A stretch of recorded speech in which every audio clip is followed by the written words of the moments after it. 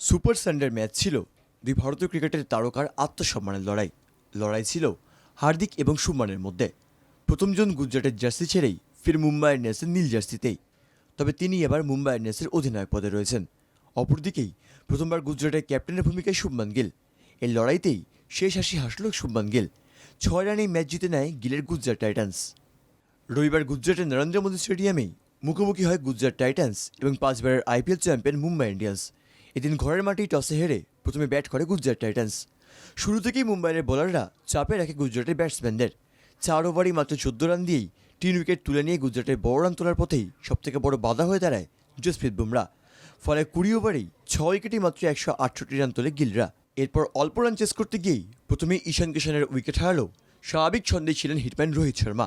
প্রথমেই নামান ধীর এবং পরে ব্রেভিসের সঙ্গে পার্টনারশিপ করে ধীরে ধীরে টার্গেটের দিকে এগোতে থাকে রোহিত শর্মা। ব্রেভিস রোহিতের জুটিতেই ওঠে 77 রান।